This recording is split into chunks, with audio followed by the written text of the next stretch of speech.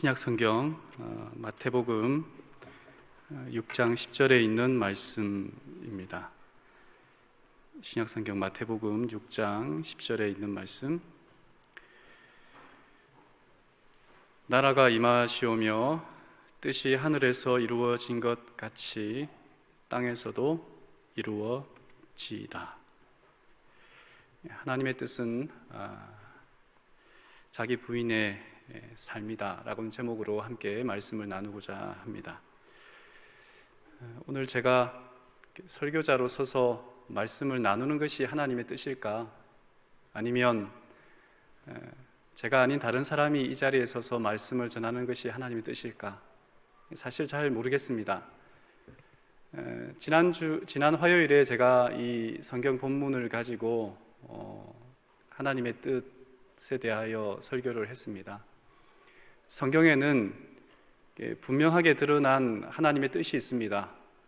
분명하게 드러난 하나님의 뜻에는 우리는 순종하는 삶을 살아야 합니다. 그런데 많은 경우에 하나님의 뜻이 드러나 있지 않아요. 그래서 우리가 알려고 애를 쓰지만 알지 못하는 것들이 많이 있습니다. 그럴 때에는 하나님의 뜻을 알고자 애쓰기보다는 우리를 인도하시는 하나님께 신뢰하는, 하나님께 맡기는 삶이 필요하다라고 이야기를 했습니다. 제가 우스갯소리로 제가 이 자리에 오늘 설교하는 것이 하나님의 뜻일까라고 하는 질문으로 시작한 것은, 많은 경우에 사람들은 자기 중심적으로 그것이 하나님의 뜻이다, 뜻이 아니다라고 판단할 때가 많기 때문에 그렇습니다. 어떤 분들은 말하기를 기도가 응답이 안 되는 이유는 하나님의 뜻대로 구하지 않았기 때문에 응답이 안 된다라고 이야기하는 사람들이 있습니다. 내가 하는 기도가 하나님의 뜻에 맞지 않는 기도를 했기 때문에 하나님께서 응답하지 않는다는 거예요. 이 말이 맞는 말일까요? 많은 경우에 우리는 하나님의 뜻을 모른다라고 이야기를 했습니다. 기도하는 그 순간에도 하나님의 뜻을 모르기 때문에 기도하는 거예요. 그런데 하나님의 뜻에 맞지 않는 기도를 했기에, 뜻에 맞지 않기 때문에 기도가 응답되지 않는다라고 하는 것은 애시당초 불가능한 것입니다. 여러분, 근데 기도할 때 가만히 보면 남편이 돈 많이 벌 수 있도록, 자녀들이 공부를 잘해서 좋은 대학 갈 수 있도록, 사업이 잘 되도록, 가족의 건강을 지켜달라고 우리가 예를 들어 1시간 동안 쭉 기도하고 난 다음에 마지막에 뭔가 공식처럼 하는 단어, 어떤 문장이 있다면, 그러나 내 뜻대로 마옵시고 아버지의 뜻대로 하여 주시옵소서라고 하는 기도를 합니다. 생각해보면 10초면 될 내 뜻대로 마옵시고 아버지의 뜻대로 하여 주시옵소서라고 기도하면 될 것을 왜 1시간 동안 쭉 한 다음에 마지막 그렇게 기도할까? 내 뜻이 이루어지기를 바라는 걸까? 아니면 하나님의 뜻이 이루어지기를 바라는 걸까? 기도하면서도 좀 애매할 때가 있습니다. 모든 종교 행위에는 기도가 포함되어 있습니다. 그러니까 모든 종교는 말입니다. 그것이 절간이든 교회든지 간에 어디든지 마찬가지입니다. 근데 여타의 종교의 기도와 기독교의 기도는 같습니까? 다릅니까? 자기가 원하고 바라고 잘 되기를 원하는 것을 쭉 나열하는 것이 대상이 하나님이 아닌 부처님, 그렇게만 바꾸면 되는 기도가 우리가 교회에서 하는 기도일까요? 아니면 좀 내용이나 접근 방법이 달라야 할까요? 어떤 사람은 정성을 다하여 기도해야 응답이 된다라고 이야기합니다. 정성을 다해서. 어떤 사람은 주관식 서술형 긴 답을 쓰듯이 이렇게 길게 기도해야 응답이 잘 된다고 이야기하는 사람도 있습니다. 그래서 이게 여러분 밖에 나가보시면, 시중에 나가보시면 기도를 잘하는 법이라고 하는 책들도 이렇게 굉장히 많이 있어요. 근데 그런 정성, 길이, 어떤 방법, 이런 것들이 문제가 된다기보다는 기독교의 교회에서 드리는 기도와 여타 종교의 기도의 차이가 있다면, 신을 끌어내리느냐 아니면 내가 올라가느냐입니다. 내가 신에게 올라가느냐 아니면 신을 끌어내리느냐.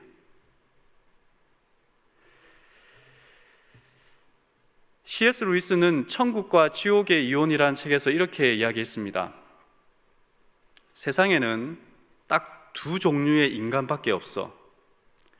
하나님께서 당신의 뜻이 이루어지이다 라고 말하는 사람들과 하나님의 입에서 끝내 그래 네 뜻대로 되게 해주마 라는 말을 듣고야 마는 사람들, 딱 그 두 종류의 사람밖에 없다고 이야기했습니다. 하나님의 뜻에 따라 살아가는 사람과 내 뜻에 따라 살아가는 사람들. C.S. 루이스는 하나님의 뜻에 따라가는 사람들은 구원받을 사람들이고 내 뜻대로 살아가는 사람들은 구원받지 못할 사람들이라고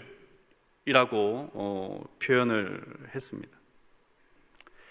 다르게 말하면 구원받았다라고 하는 사람들의 삶은 하나님의 뜻을 따라 살아가는 사람들이다라고 해도 과언이 아닌 거죠. 어떤 사람이 어두운 길을 가다가 발을 헛디뎌서 낭떠러지에 떨어지게 되었어요. 쭉 이게 뭔가 이렇게 낭떠러지로 떨어져 가니까 이 사람이 죽을 힘을 다하여 살려고 발버둥 치다가 뭔가 붙잡았습니다. 그리고 소리를 외치죠. 좀 살려달라고. 누구 없냐고. 아무리 애써서 불러보지만 누구도 자기를 구원해 줄 사람이, 구출해 줄 사람이 없는 거예요. 그래서 그때야 이 사람이 기도를 합니다. 하나님 아버지, 저를 좀 살려주십시오. 제가 죽게 되었습니다. 저를 좀 구원해 주십시오. 기도를 계속 하는데 하나님께서 이런 음성을 주시는 거예요. 그의 귀에 네가 잡고 있는 그 나뭇가지를 놓아라. 놓았을까요? 안 놓았을까요? 근데 새벽에서야 알았습니다. 이제 주변의 물체를 이렇게 어렴풋이 구분할 수 있는 그 새벽 시간이 되어서야 자기가 낭떠러지에서 계속 내려왔는데, 미끄러져 내려왔는데 그 자기의 발과 그 땅바닥이 한 30cm 정도밖에 안 된다는 것을 그제야 발견했어요. 놓았으면 어떻게 될 건데 밤새 고생하지 않아도 되었을 텐데 말이죠. 우리는 하나님의 뜻대로 살아가는 것이 옳고 행복한 길이라는 것을 머리로는 동의하지만 우리의 삶 속에서 행동으로 그것을 적용하지 않을 때가 많이 있습니다. 하나님의 뜻이 선하다고 믿지만, 하나님의 뜻이 우리에게 반드시 좋은 것을 허락하신다는 것을 믿지만, 그런데 우리의 마음속에는 끊임없이 물음표들이 생기는 거예요. 끊임없이. 예수님은 그 스스로 말씀하시기를 하나님의 뜻을 행하기 위하여 이 땅에 오셨다라고 이야기하셨어요. 그런데 그런 예수님께서 하신 그 아버지의 뜻을 따르기 힘들다라고 한 말씀의 부분이 있습니다. 누가복음 22장 42절인데요.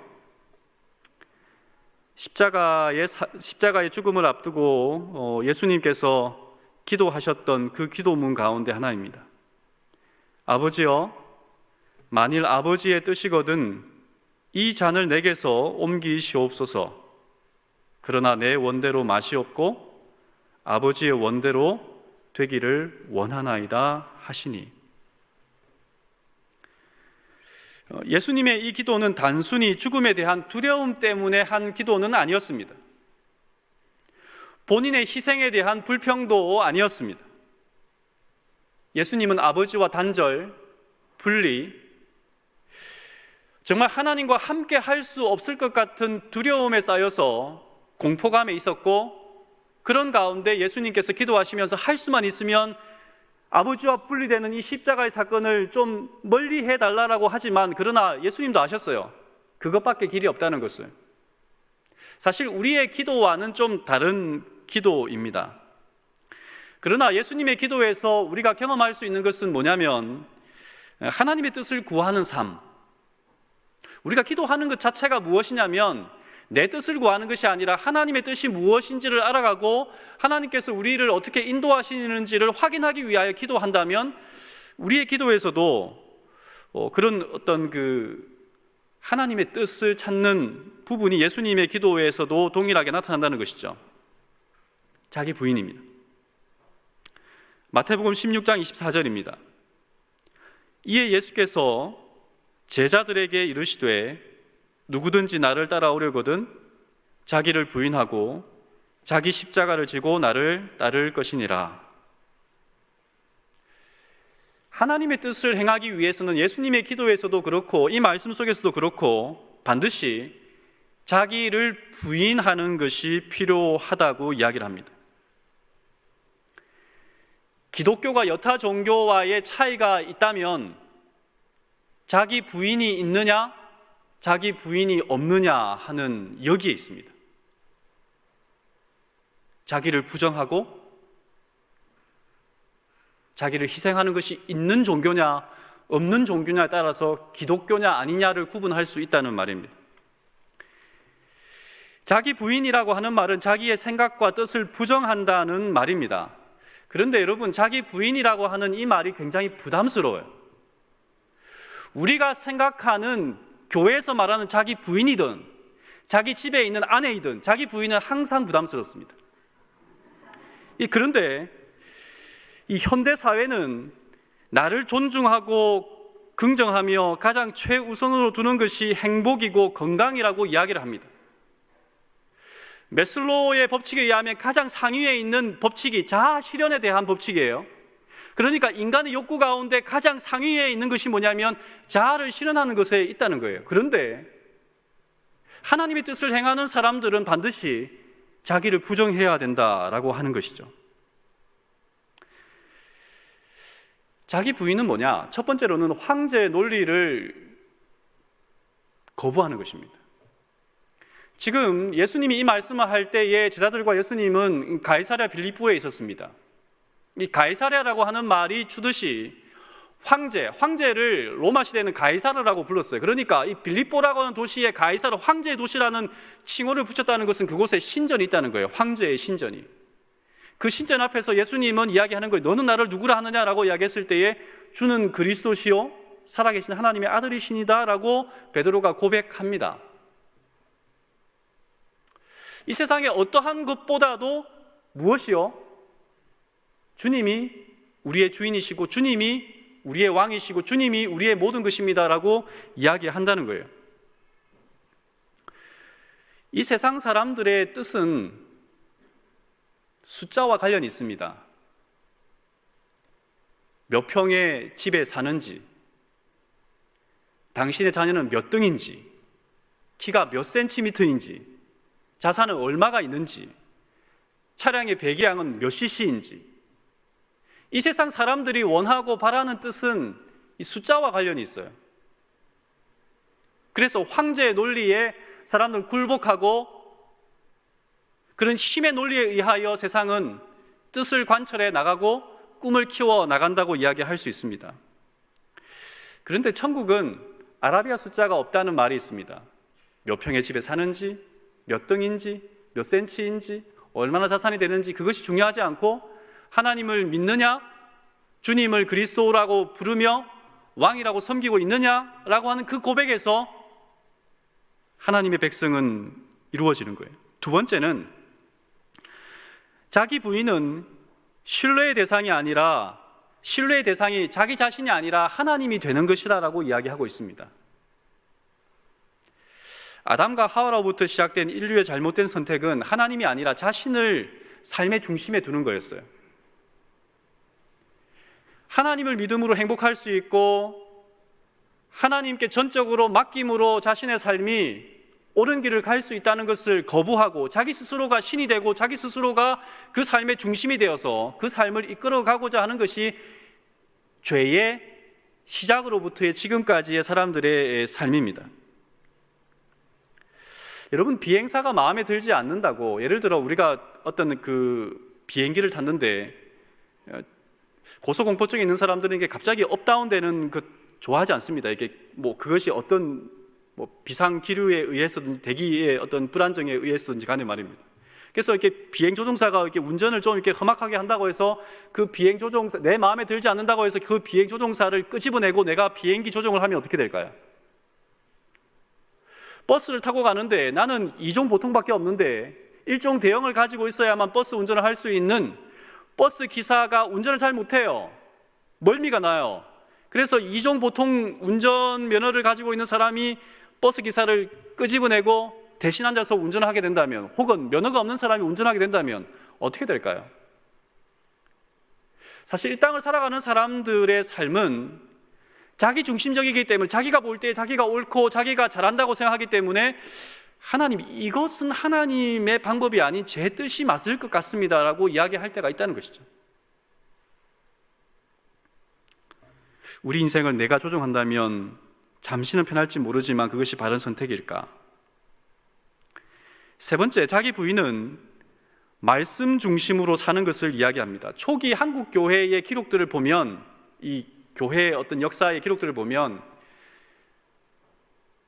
자기 아내 외에 다른 아내를 두는 것은 간음하지 말라는 하나님의 말씀을 어기는 것이라는 것을 알게 된 초기 한국 교회의 교인들은 첩을 둔, 그러니까 돈이 있어서 여러 부인, 첩을 둔 사람들은 첩을 이렇게 자기 재산의 얼마를 내어주고 살 수 있는 돈을 내어주면서 이제 정리를 하는 일들이 있었습니다.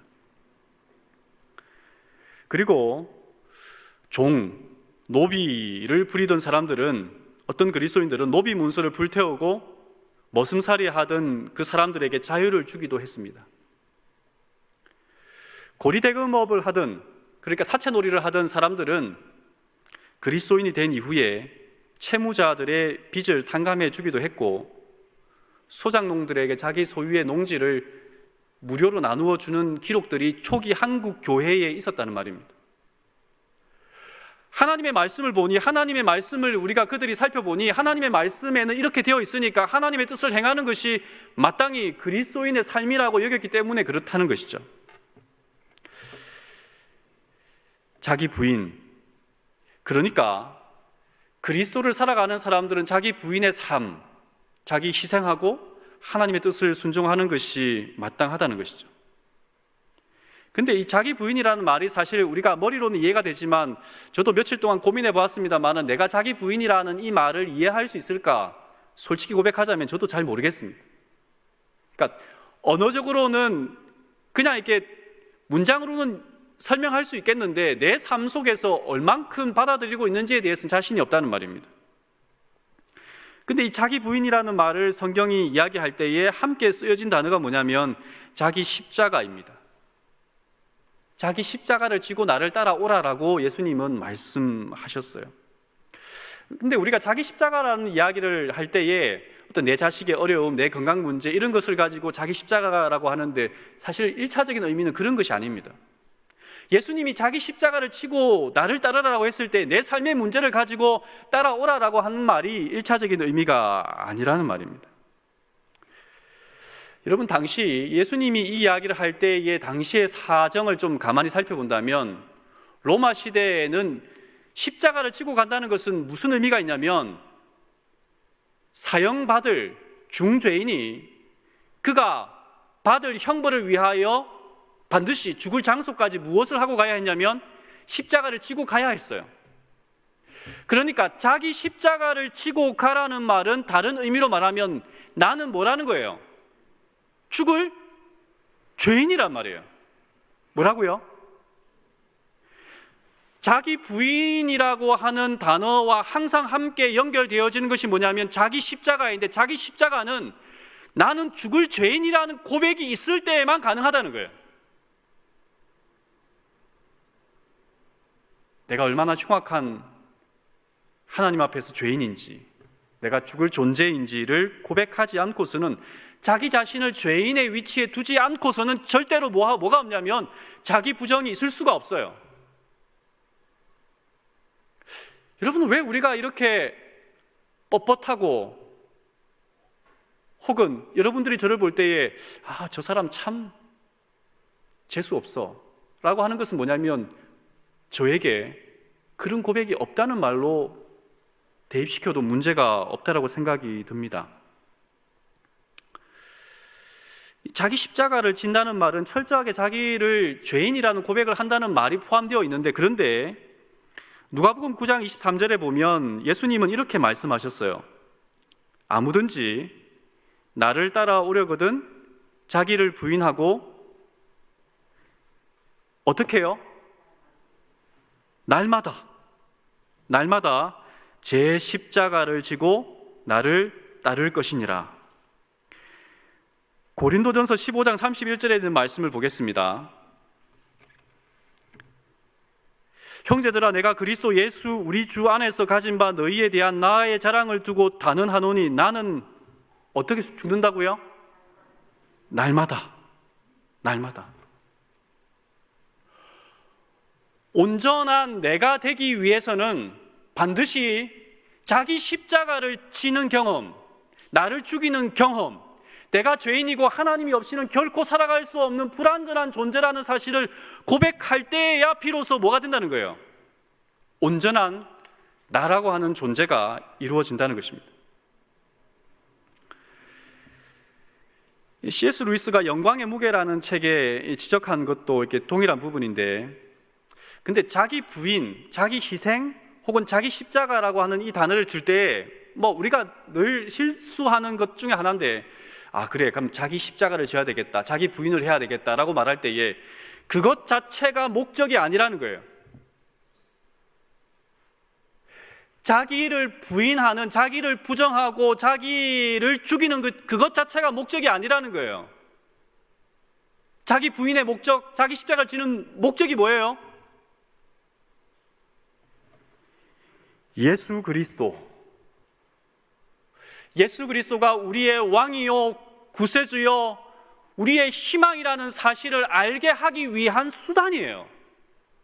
우리가 자꾸 자기 부인을 하고 자기 부정을 하기 위해서 뭔가를 내가 해야 된다고 생각하고 새벽기도 하고 남에게 전도지를 몇 장 돌리고 헌금은 어떻게 하고 금식하고 여기에 대하여 계속 주목하다가 뭐는 없어요? 예수는 없어요. 그게 의미가 있다는 거예요, 없다는 거예요? 없어요. 우리가 자주 실수하는, 놓치고 많은 것이 거기에 있습니다. 수단과 목적이 혼돈되어서는 안 됩니다. 자기 부정 그 자체도, 자기 부인 그 자체도 하나님의 뜻이 이루어지는 수단이지 목적이 아니라는 거예요. 꼭 기억하셔야 됩니다. 우리의 삶의 목적은 내가 거룩하게 되고 내가 뭔가 영성이 있고 내가 다른 사람들에게 믿음이 있다라는 고백을 듣는 게 아니에요. 그게 우리가 믿는 우리의 삶을 신앙하는 자기 부인의 목적이 아니라는 거예요. 그건 그냥 수단이에요. 무엇을 드러내기 위한? 예수님을 드러내기 위한. 그래서 여러분, 칼빈이 장로교회를 설립하다시피 한 칼빈이 기독교 강요에서 했던 말이 있어요. 안식일이야말로 자기 부정의 극치라 그랬어요. 안식일이야말로.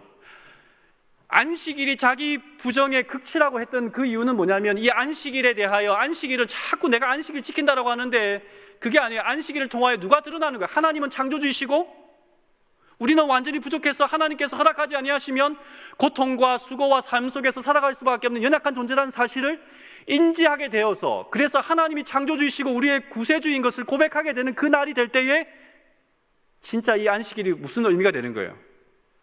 우리의 삶의 소망이요, 축복이 되는 것입니다. 근데 자꾸 우리는 뭔가 이렇게 그 자체를 목적으로 이렇게 삼는 경향이 있습니다. 정로의 계단 71쪽에 이런 말씀이 있습니다. 우리의 마음이 자신에 대하여서만 생각할 때에는 우리는 힘과 생명의 근원이 되시는 그리스도에게서 떠나게 된다. 그러므로 우리의 생각을 구주에게서 떠나게 함으로 우리의 심령이 그리스도와 연합하고 교통하는 일을 방해하려는 것은 사단이 항상 꾀하는 일이다. 세상의 오락, 생활상의 염려와 고민과 비통, 다른 사람의 결점 또는 자신의 결점과 불완전함, 이런 것들의 전부 혹은 일부에 우리의 마음을 돌리도록 사단은 애쓸 것이다. 그의 간궤에 빠지지 말라. 사단은 참으로 양심대로 살려고 하고 하나님을 위하여 살고자 하는 많은 사람으로 하여금 저희의 결점과 약점을 생각하게 함으로써 저희를 그리스도에게서 떠나게 하여서 자기가 승리를 얻으려고 한다. 그 다음에 102쪽에는, 정로계단 102쪽에는 이런 말씀도 있습니다. 우리가 예수에 대하여 더욱 생각하고 자신에 대하여 적게 생각하면 하나님께서는 더욱 우리와 함께 하실 것이다. 우리는 생각부터 모든 행동까지 불완전해요. 옳다고 생각하지만 옳다고 생각하는 그 생각도 틀려 먹었어요. 우리의 파트너는 절대로 내가 되어서는 안 됩니다. 어떤 사람이 되어서는 안 돼요. 반드시 누가 되어야 합니까? 예수 그리스도. 그분이 우리의 삶의 파트너가 되어야 하는 거예요. 그래서 우리가 기도하는 목적을 이야기할 때에 왜 기도하느냐, 내가 원하는 것을 얻어내기 위한 기도가 아니라 기도의 목적이 자기 부정, 자기 희생, 자기 십자가를 지는 나는 죄인이고 철저하게 하나님이 없이는 어떤 순간에 한마디 말이라도 다른 사람의 이로운 말을 낼 수 없는 존재라는 사실을 인정하는 데에서 시작한다면, 한 번은 여러분, 예수님께서 그 마가복음 9장에 보면 그 변화산 사건에 대한 이야기가 있어요. 3명의 제자들 데리고 이렇게 예수님께서 산에 올라가시고 변화하는 사건이 있는데, 근데 밑에서 9명의 제자들이 남지 않았겠어요? 근데 그때 귀신 들린 한 자녀를 데리고 온 이 아버지가 있었는데, 그 귀신을 좀 내어 쫓아달라고 이렇게 9명의 제자들에게 이야기를 합니다. 그래서 그들이 경험이 있거든요. 70명의 제자들이 둘씩 무리를 지어서 이렇게 전도 여행을 갔을 때에 귀신을 내어 쫓아본 경험이 있었어요. 그래서 이제 막 기도하고 귀신을 내어 쫓는데 내어 쫓기지 않아요. 그리고 예수님이 내려와서 쫓습니다. 그랬을 때에 제자들이 묻지요. 마가복음 9장에 있는 말씀입니다. 제자들이 조용히 묻자오되 우리는 어찌하여 능히 그 귀신을 쫓아내지 못하였나이까. 그러자 예수님은 이렇게 29절에 말씀하십니다. 기도 외에 다른 것으로는 이런 종류가 나갈 수 없느니라 하시니라. 시대 소망에 대해서는 여기에 대하여 이렇게 설명하고 있습니다. 431조. 예수께서 세 제자를 선택하여 산으로 동행하게 하신 것은 9 제자의 시기심을 일으켰다. 기도하고 그리스도의 말씀을 명상함으로써 믿음을 굳게 하는 대신에 그들은 낙담과 사사로운 불평에 사로잡혀 있었다. 이와 같이 어두운 상태에서 그들은 사단과의 쟁투에 들어갔었다. 이와 같은 쟁투에서 승리하기 위해서 그들은 다른 정신으로 그 일을 대했어야 했다. 그들의 믿음은 열렬한 기도와 금식과 그리고 마음의 겸비로 힘을 얻었어야 했다. 그들은 자신을 비우고 자기를 부정하고 자기 부인하고 성령과 하나님의 능력으로 충만하게 체험을 입어야 했다. 하나님께 열렬하고도 꾸준하게 탄원하는 믿음, 하나님께 전적으로 맡기고 그 사업에 아낌없이 헌신하는 믿음, 그것만이 정사와 권세와 이 어두움의 세상 주관자들과 하늘에 있는 악의 영들에 맞서 싸우는 전쟁에서 사람으로 하여금 성령의 도우심을 받을 수 있게 한다. 예수님이 3명의 제자들과 올라갔더니 1번, 2번, 3번, 그러니까 1, 2, 3등은 정해졌어요. 그럼 누가 4번째가 되느냐를 놓고 9명의 제자들이 밑에서 싸우고 있었던 거예요. 자기를 내세우는 마음. 그랬더니 전에는 귀신을 내어 쫓을 수 있었는데 하나님의 능력을 덧입어서 어떤 일을 할 수 있었는데 지금은 뭐 하지 못하는 거예요? 그 일을 하지 못하는 거예요. 자기를 부인하지 않고서는 하나님의 뜻을 받들 수도 하나님의 일을 할 수도 없다라는 사실입니다. 사실 저는 목사지만 목사는 자비롭고 은혜롭고 모든 것에 대하여 성도들에게 공평하게 대해야 된다고 생각하지만 저는 굉장히 편협한 사람이거든요. 그래서 미운 사람들이 있어요. 이번 주 미운 사람이 있을 수 있고 다음 주 또 다른 사람이 될 수도 있고 있습니다. 왜 그래요? 사람은 그래요. 왜요? 내 뜻에 맞지 않는 사람, 내 생각과 맞지 않는 사람들은 항상 대척하게 되어 있고 그 사람을 싫어하게 되어 있어요. 우리가 다 그렇지 않습니까? 그런데 만약에 우리가 철저하게 자기를 비우고 내 뜻이 아니고 하나님의 뜻을 채우기 위하여 그 뜻에 맞게 살아가기 위하여 어떤 사람을 이해하고 나를 죽이고 부정하고 뭔가를 대하여 계속 그 일을 창념한다면, 그 일을 위하여 애를 쓴다면 저라고 하는 사람이 좀 달라지지 않을까요? 우리라고 하는 사람 속에 있는 시기심과 질투심과 미움이 좀 사라지지 않을까요? 다른 방식으로 표현되지 않을까요? 다르게 말하면 오늘 우리가 살아가는 수많은 사람들과의 관계 속에서 일어나는 문제는 무엇이 없기 때문에 발생하는 거예요? 자기 부인이 없기 때문에 일어나는 거예요. 어떤 목사님이 그러는 거예요. 자기는 다시는 침례를 주면 절대로 입을 막지 않겠대요. 보통 침례 줄 때 이렇게 수건에 입을 막고 이렇게 넘기잖아요. 왜 그런 거 아니? 그렇게 입을 막고 넘겼더니 다른 건 다 죽었는데 입이 산대요.